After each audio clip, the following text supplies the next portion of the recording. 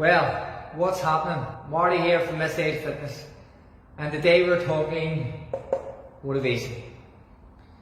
Because like everyone else, they're probably struggling to find that wee bit of motivation. Given the circumstances that we're in, that's totally understandable. And like everyone else, they've probably been told the same things over and over again, which could be find your why or set yourself a goal. Now these are great, don't get me wrong. Do they help motivation? Yes, they do.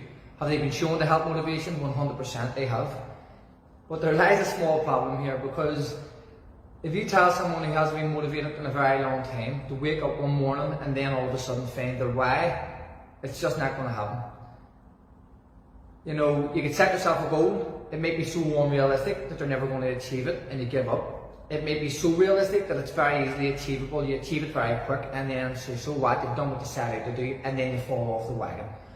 Okay, so obviously studying a degree and a master's degree in sports psychology, 4 years all in, heavily centred around topics such as motivation. A better way I feel to grasp this whole idea of motivation is to actually understand, one, what motivation is, and two, how it works. So if we take the board here, there's three types of motivation. A lot of people will say two, but there's actually three. So green here, nice neutral colour, we have A, motivation. That's those people who have never been motivated to train or play sport. They never will be motivated to train or play sport. They're doing something else that keeps them happy. You leave them be and let them continue to do what makes them happy. Then we'll come on to a continuum here, okay? In red for a reason, we have external motivation. That's the worst kind of motivation, okay? So this is where you don't want to be. It's okay to get you started, but then you want to change that quickly. So this is basically where you're doing it for external reasons, external validation, rather than actually enjoying it yourself.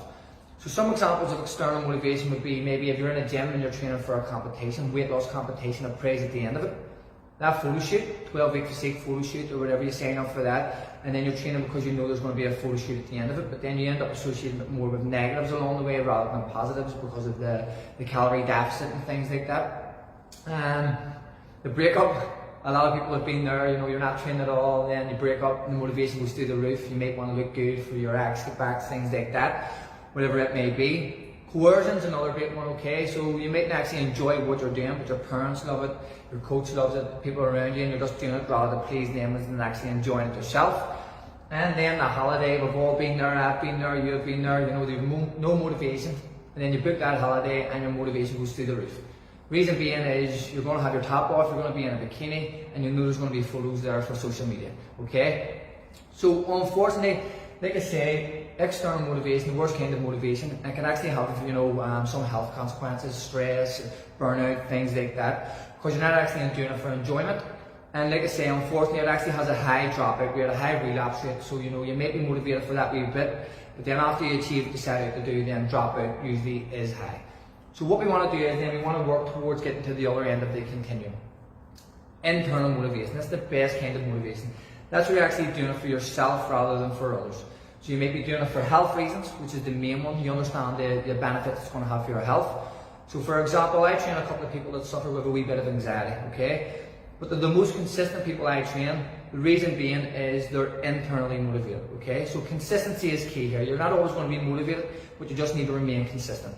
And they remain consistent because they understand, like I say, the benefits it has for their physical and mental health. They're not waking up every morning with motivation going, I can't wait to get down to the gym and train, or I can't wait to go on there and train and do whatever. They're actually waking up going, I might be in the mood to train today, but I know I need to because it's going to benefit me in the long run, okay? Enjoyment's another great one, okay? So you're coming because you actually enjoy training, you enjoy socialising with friends, and you like learning new skills.